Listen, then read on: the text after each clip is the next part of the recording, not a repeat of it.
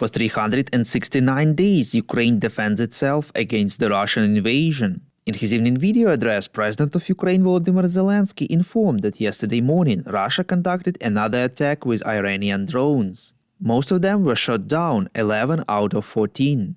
3 employees of the State Emergency Service in the city of Khmelnytsky, western part of Ukraine, were wounded, 2 were killed. The second drone hit just as the fire was being extinguished after the first hit.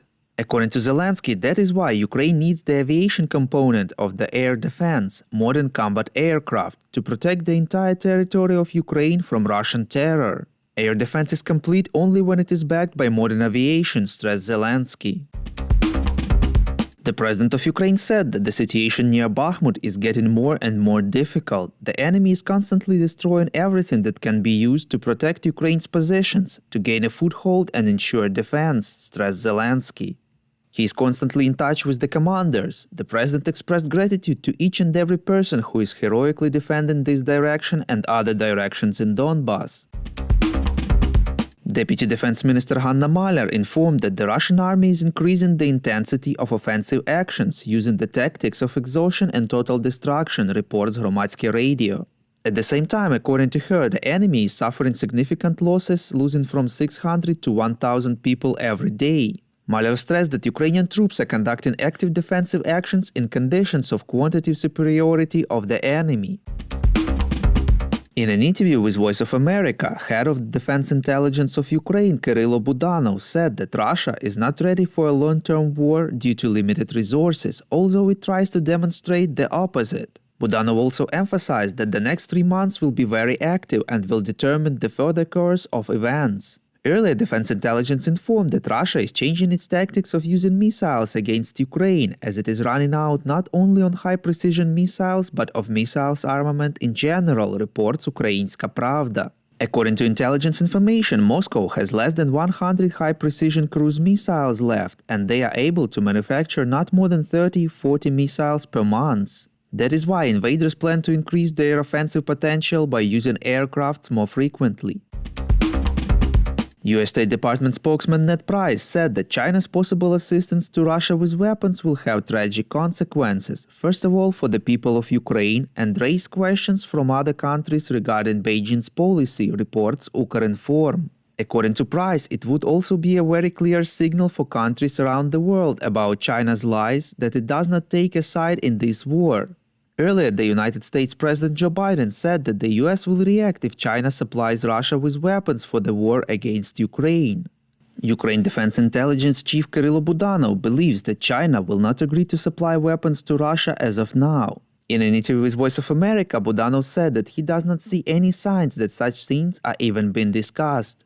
At the same time, he confirmed that Russia is trying to buy all the weapons they can find. Quote, Serbia, which everyone in Russia so hoped for, refused to transfer weapons. There are certain attempts to buy through third countries to import weapons on a more or less large scale. Now they are trying it with Myanmar. We'll see what happens over time, but in fact, Russia is limited in the issue of weapons supply to Iran. The Highlights from Ukraine podcast is an uncommercial initiative of just 2 people, and we need your help to grow. Share information about the podcast, rate us in the apps, subscribe to our Patreon. With your support, we are getting better. U.S. Secretary of the Treasury Janet Yellen visited Kyiv yesterday, reports Interfax Ukraine.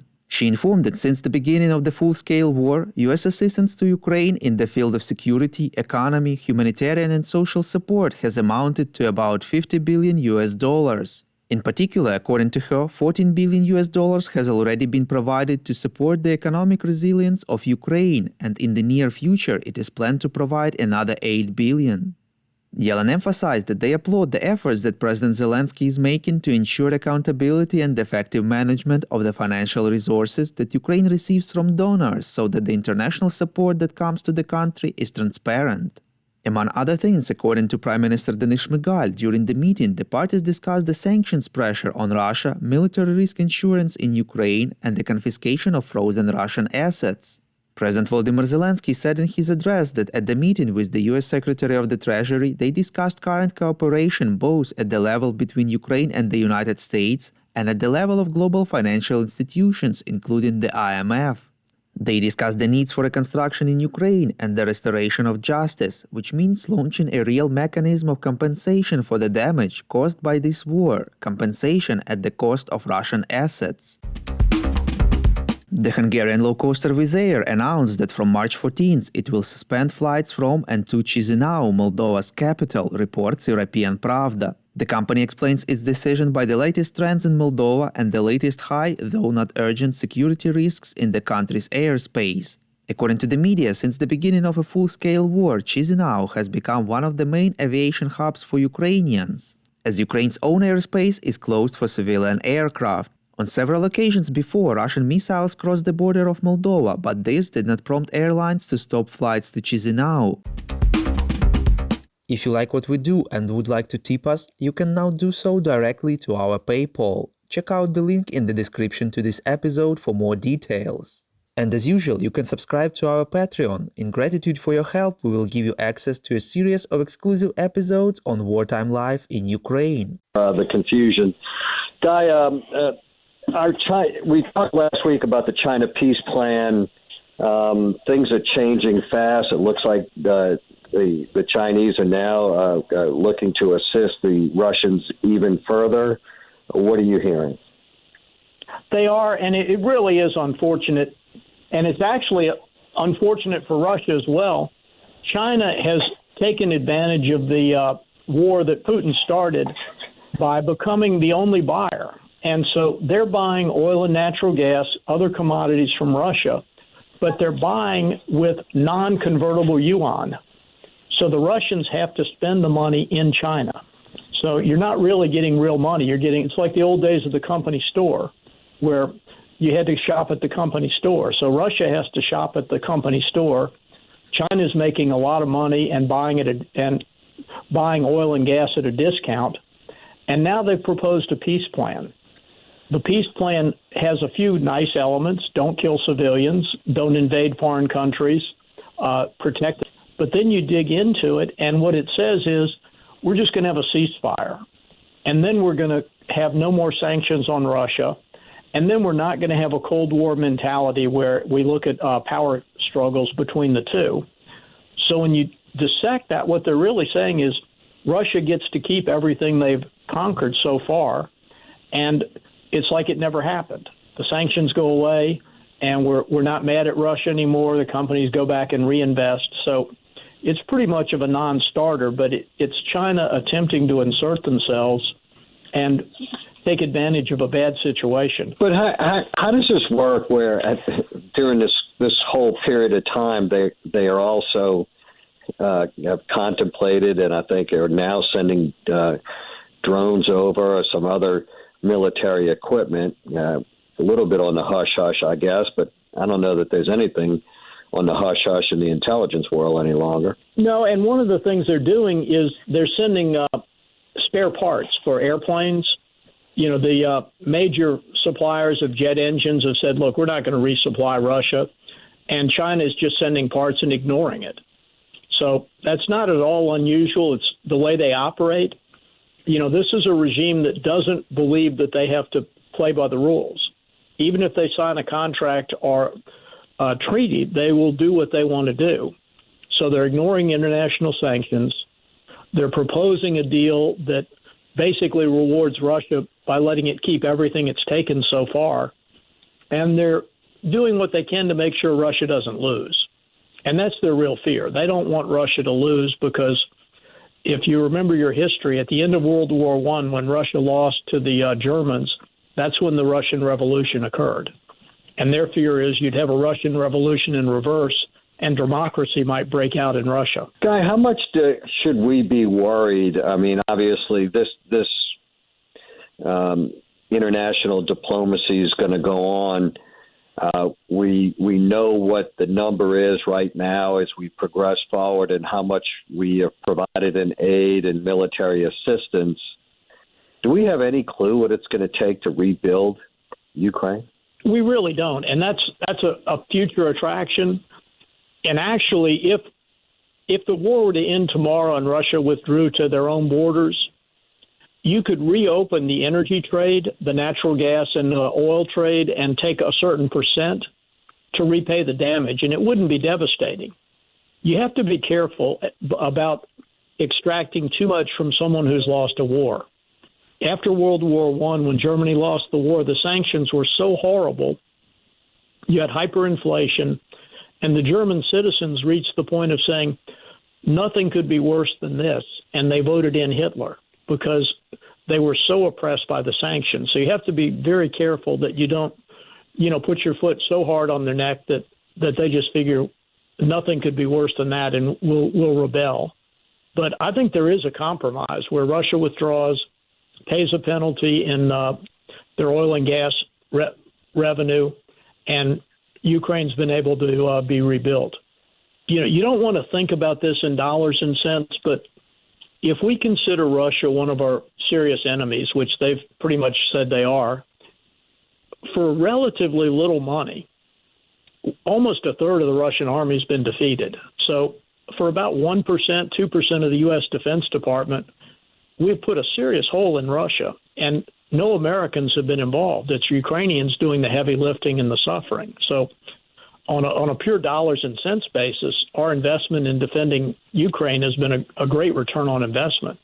Yeah. So in the meantime, we started out talking about China. Do we have any better understanding as to where their economy is today? Yeah, their economy is actually in trouble. They have several big challenges. One, the demographic challenge. Their one-child policy has backfired, and because of that, their working age population is declining. They've now basically opened that up. You can have 2 children, you can have 3 children, and Chinese women are saying, no, we're just not doing it. So they're at the peak of their population. Their unemployment, particularly among younger people, is pretty high. So they have the opposite problem we have. They don't have enough good jobs. People are increasingly frustrated because their standard of living is going down, not up.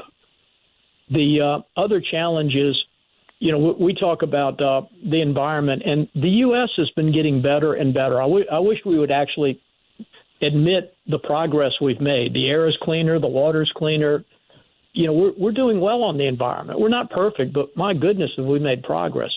China is scarily bad in terms of air pollution, water pollution. That's a real challenge for them going forward. And the oppression of people that are creative has resulted in them not innovating. If you think about global innovation, really not much has come out of China. Now, this is a nation of over 1 billion people. They should be leading and having an awful lot of new inventions, and they're not. I mean, they've stifled creativity in subservience to the party. So their economy is actually not as good as it seems. And the other thing is the numbers are not real. When they publish GDP numbers, they're always too high. There's a project that actually measures the economy based on light, and they look at nighttime and they measure how much light you have and how that connects to real GDP growth. And in countries like the U.S. and Europe, the GDP numbers and the light indicators both match up pretty well. In countries like China that are autocratic, you find out that the GDP is overstated compared to what the actual light index would indicate. So bad economics, shrinking population, high pollution, and a real challenge because President Xi wants to emulate Mao, who was really one of the worst characters in history. I read an article, it may have been this morning, in the Wall Street Journal about the amount of money that the Chinese individually have been able to kind of chalk away in savings as a result of the lockdown for such a long period of time. How does that impact their economy? Well, it's interesting. China, unlike the U.S., does not have a social safety net. They don't have a functioning social security system. And, we can talk about the social security challenges, but even if Congress does nothing in 10 years, you still get 80% of your social security payments. China has a zero plan. So people have to save for retirement. And so looking at Chinese savings and thinking they're going to spend it like Americans do, they really can't. The other thing is Chinese don't have options like we do. You can invest in all kinds of things on the stock market. You can buy income-producing property. You don't have all those options in China. So the Chinese citizens keep a lot of money just in case. They need to pay extra for health care, even though in theory health care is free. If you don't pay doctors on the side, you really don't get the health care you want. So I don't see the Chinese spending all the cash that they have on the side. I see them spending some of it, but I think economists are a little over-optimistic if they think they'll spend at the level Americans and Europeans do. When you add this layer of diplomatic challenges as it relates to Taiwan, I guess there's no other way than to characterize this relationship or lack thereof that we have at the present time as being incredibly problematic. What are Russia's weapons in this information war? Well, it's propaganda from state-backed media outlets like that RT clip we just heard. It's fake accounts on Facebook and Twitter. It's forged documents, manipulated videos and images. And the broad aim here is to justify Russia's actions, to cast Ukraine as the aggressor, and ultimately to undercut support for Ukraine. You know, it's interesting, Ari, the Kremlin actually has been making these claims since long before the invasion, actually back to 2014, when Russia annexed Crimea and backed separatists in eastern Ukraine. Some of the claims seem so outlandish. What is Russia's goal in propagating them? Do they actually expect people to believe that the Ukrainian government is run by Nazis when Zelensky's Jewish? I mean, there are so many of these false narratives, right? There's also the denial of documented civilian atrocities. But the point here is more to create confusion and sow doubt. So it doesn't matter as much if people, believe in all of these different claims. The strategy seems to be more throwing a lot at the wall and see what breaks through. And sometimes things do break through, right? There have been conspiracies that Ukraine is secretly developing bioweapons funded by the U.S. government. And that got traction on right-wing media here in the U.S., including on Fox News. And then when you look to other parts of the world, like Latin America and Africa, you can see how Russia is really tailoring these messages for specific audiences. In many places in the global south, Russian-backed media has a lot of reach and influence, and they successfully tap this sort of anti-colonialist sentiment to encourage distrust of Western governments. Is this entirely one-directional, or is Ukraine fighting back with disinformation of its own? Well, there certainly is an effort in the Ukrainian government to counter Russia's disinformation. And there's a strong civil society in Ukraine that's really been built up, fact-checking and, pushing their own narratives. But the researchers I've spoken to say, there is not the same level as what we see coming from Russia. So how's this all working out for Russia? We do see some countries, that have been targeted sitting on the sidelines. Here's how Kyle Walter put it. He's head of research at Logically, a company that tracks online narrative. You've seen a lot of that manifest in different UN resolutions, for example. So particularly in Africa and Southeast Asia, you'll get like 15 of the 20 regional countries will abstain from the vote, and maybe 2 or 3 actually condemn the invasion. We're also seeing Russia relying on proxies, including far-right figures in Europe and the U.S., even figures in the Chinese government, Chinese media, who we've seen launder some of these claims into public conversation. Because in some places, Russia's information operations have hit roadblocks, right? The big social media platforms like Facebook, they've restricted the reach of Russian state media. They've cracked down on these networks of fake accounts that are trying to influence perceptions of the war. When Russia invaded Ukraine, U.S. tech companies acted with kind of unprecedented speed. A year on, what impact have those actions had? Yeah, we've seen as a result, Russia has had to adapt its tactics. So in some cases, they're turning to other online platforms like TikTok, and then particularly to the messaging app Telegram. That's been a really key battleground, especially for reports right from the ground. And at the same time, we've seen Russia crack down at home. It's blocked its own citizens from accessing many big U.S. platforms, including Facebook and Instagram and Twitter. And this all underscores the way that communications and the global internet are fragmenting. Increasingly, this is not a single battlefield that Russia is competing on. It's having this fight across multiple fronts. Dive by Ben Wolfgang, Pentagon correspondent at the Washington Times.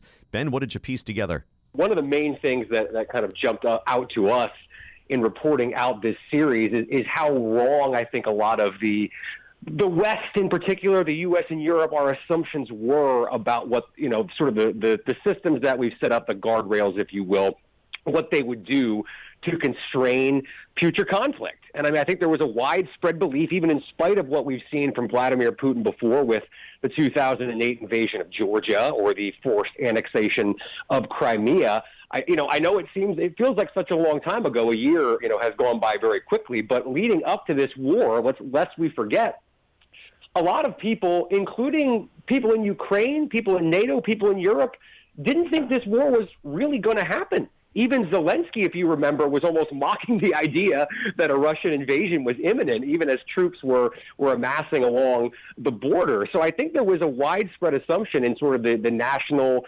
security, foreign policy establishments on both sides of the Atlantic, despite what, in retrospect, looked like very clear warning signs that this was really going to happen. And I think we thought that the systems that we had set up after the Cold War, the way NATO had evolved, the way that we welcomed Eastern European, Baltic states into NATO, that had formed a bulwark, essentially, that Vladimir Putin, a red line he wouldn't cross. And that assumption was wrong. And when you have a major assumption that is proven wrong like that, of course, makes you want to question other assumptions that we've made. And so that's how this whole ball of yarn kind of starts to unravel here with respect to what the global order is going to look like going forward. All right, so as we get into year two, Ben, explain how some of the various players are starting to line up, almost like choosing teams here, like in an old gym class. That, and I don't want to come on here and sound too apocalyptic, Gordon, but when you start looking at the alignment, sort of the axis, if you will, of Russia, Iran, and North Korea in particular, and how those three countries, Russia and Iran, of course, have already been partners in places like Syria for a number of years now. But the way that we're seeing Iran and North Korea provide arms directly to Russia in exchange for, helping those two countries evade the myriad of economic sanctions that have been on them for years and years now, that's concerning. And then when you factor China into the equation, and China, of course, has tried to walk a bit of a tightrope here with respect to the support it's willing to lend Russia for its war in Ukraine, but certainly they haven't been an opponent of it, as the U.S. and Europe have. When you start to look at a China, Russia, North Korea, Iran axis, I have to give credit to my colleague Guy Taylor, who worked on this piece with me. Yeah. He sort of coined the phrase or first mentioned that this is starting to look a little bit like a world war alignment. And we don't want to go there, and nobody wishes that to be the case. But that is typically in the past when you start to see these kinds of alliances creep up. These particular countries, autocracies that are openly hostile to the U.S. and to NATO and to the West in general. That is kind of concerning, and I don't see the separation between that axis of powers and the West, the U.S. That separation, that hostility, I can't really see a scenario where that goes down. It seems like that hostility is just kind of on an upward trajectory, and for the medium to long term, that's very concerning. We're speaking with Ben Wolfgang, Pentagon correspondent at the Washington Times. His piece is part of a series. It's called Russia-Ukraine War Resets World Order. At this point, does the U.S. think it's getting the support it thought it would? I'm so glad you asked that question, because in reporting this out, that was probably the thing that I shouldn't say surprised me, because I kind of knew it, but when you really dig into it, it's almost jarring the way that kind of those of us, and in the Western media, and look, we see the world through our prism. We can only sort of see the world through our experiences and where we live and who we know and who we talk to and how we see the world. And so I think there are just a lot of countries in the global South, if you want to call it that just don't see these things the way that we do. And for whatever reason, they have their own economic interests with Russia and to an even greater degree with China. And they're just not necessarily willing to follow the U.S. lead just because we say, hey, look, this is bad. This particular person, this particular country is a human rights violator, or they've done X, Y, and Z, and we need to stand up against them for this list of reasons that we, the West, have determined are important. Increasingly, a lot of the world is saying, that's great, but that's not necessarily in our interest. This evening, the U.S. is warning China not to help Russia with weapons or ammunition in the war in Ukraine. The State Department today saying that if China did help, there would be dire consequences for the people of Ukraine. Ian Pennell in Ukraine for us again tonight. Tonight, intense battles raging across the front lines in eastern Ukraine. New video showing street-to-street fighting in Bakhmut, the city in ruins. With Russia losing men and munitions, the US warning China not to help Russia. The US State Department saying if China were to provide lethal assistance to Russia, it'd have dire consequences for the people of Ukraine. China responding, accusing the US of disinformation and a double standard. David pressing President Biden. I know the State Department and the Pentagon now have both warned China not to offer lethal military assistance to Russia in this war with Ukraine, saying the U.S. is concerned that China is considering providing lethal support to Russia. Would that cross a line for you? Look, it's not in China's. I had a very frank conversation with President Xi this past summer on this issue. The conversation went like this. I said, Mr. President, this is not a threat, it's just an assertion, a statement of what I think the reality is.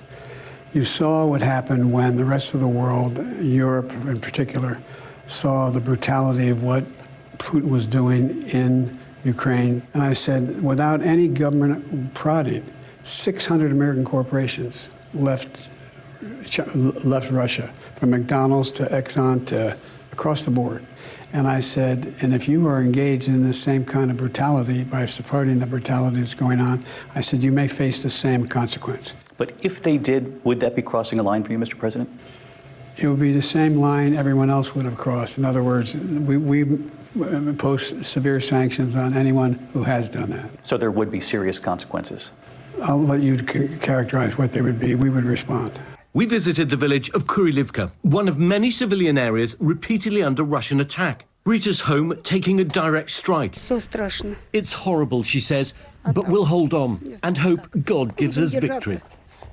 David, tonight, Treasury Secretary Yellen in Kyiv announcing a surprise $1.2 billion financial aid, saying America will stand with Ukraine.